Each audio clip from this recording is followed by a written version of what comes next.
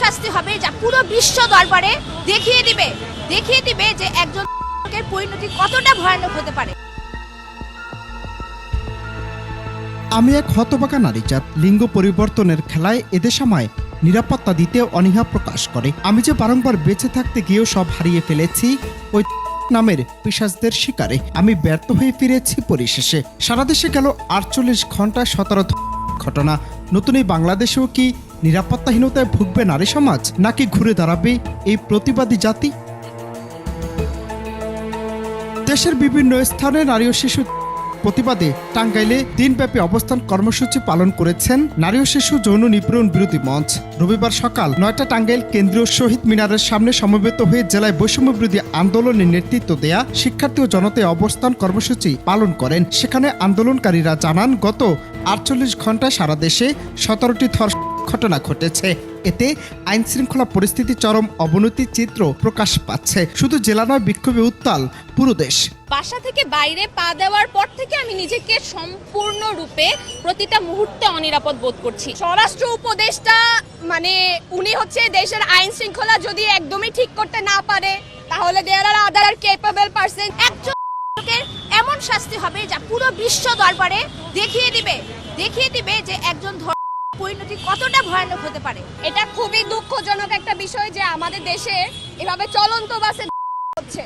24-এর আগে যে আমরা দেশের পরিস্থিতি দেখেছিলাম তখনও কিন্তু ধর্ষণ ছিল, কিন্তু আমরা ভেবেছিলাম যে 24-এর পরবর্তী সময়ে আমরা আসলে ওই যে গুটি কয়েক যে যাই হতো ওটা আরো কমিয়ে 0%-এ চলে আসবে। কিন্তু দুঃখের সাথে বলতে হচ্ছে যে এখন তো আসলে সবকিছু ছাড়িয়ে যাচ্ছে।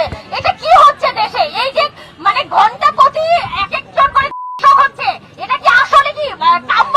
আমরা যে আসলে এই যে উপদেষ্টাদের বসিয়েছি, এই যে আমরা দেশের নিরাপত্তার জন্য, এই আইন উপদেষ্টা কি করে? উনি এই যে এখনো পর্যন্ত দেখছে যে এত হচ্ছে, উনি কি এখনো কোনো স্টেপ নেবে না? আমরা তো রাস্তায় দিনেও নামতে ভয় পাই, রাতে তো দূরের কথা, রাতে তো হচ্ছে। গতকালকে আমার এক ছোট ভাই বলতেছে আজিমপুরে থাকে, এই একটা মহানগরীর মধ্যে রাত 9টার দিকে মেবি, উনি বলতেছে ওনার রুমের এক বড় ভাই, উনি টিউশনি করে রুমে যাচ্ছে, ওনাকে ধরে আজিমপুরে কোনা থেকে মোবাইল টাকা পয়সা নিয়ে গেছে। আগাতে পারবে না। আপনারা জানেন আজকে আমাদের দেশের কি পরিস্থিতি, এই অভ্যুত্থানের পরবর্তী সময়ে দেশের কি অবস্থা যাচ্ছে। এরকম পরিস্থিতিতে দাঁড়িয়ে আমরা শিক্ষার্থীরা, আমরা নারীরা কোথাও সেফ ফিল করছি না। আমাদের কলেজের শিক্ষার্থীরাই আজকে আসার সময় বলছিল যে আমরা বাসা থেকে আসার সময় সেফ ফিল করছি না, আমরা ব্যাগের ভিতরে ছুরি কাঁচি নিয়ে ঘুরতেছি। দেশ জুড়ে একের পর এক সংঘবদ্ধ ঘটনায় নারী নিরাপত্তা নিয়ে আবারও উদ্বেগ তৈরি হয়েছে। এতই বেপরোয়া হয়ে উঠছে যে কোনো কিছুই তোয়াক্কা করছে না। নারী এখন ঘরে বাইরে কোথাও নিরাপদ নয়। ঘুরতে গিয়ে এমনকি পাবলিক পরিবহনও পাশবিক নির্যাতনের শিকার হচ্ছেন বিভিন্ন বয়সী নারী। পেশাদার অপরাধী ভুক্তভোগীর কথিত প্রেমিক সহযোগীদের নিয়ে এ ধরনের অপরাধ ঘটাচ্ছে। অবস্থা এতই খারাপ যে মাসে এখন গড়ে প্রায় 10টি সংঘবদ্ধ ঘটনা ঘটছে। সারা দেশে ছিনতাই ও সন্ত্রাসের প্রতিবাদে বিক্ষোভ মিছিল করেছে জাহাঙ্গীরনগর বিশ্ববিদ্যালয়ের একদল শিক্ষার্থী। সেই সাথে সারা দেশে অব্যাহত নারী নির্যাতনের প্রতিবাদে এবং নারী শিশু সহ সব মানুষের নিরাপত্তা নিশ্চিতের দাবিতে প্রতিবাদ সমাবেশ করেছে জগন্নাথ বিশ্ববিদ্যালয়ের শিক্ষার্থীরা।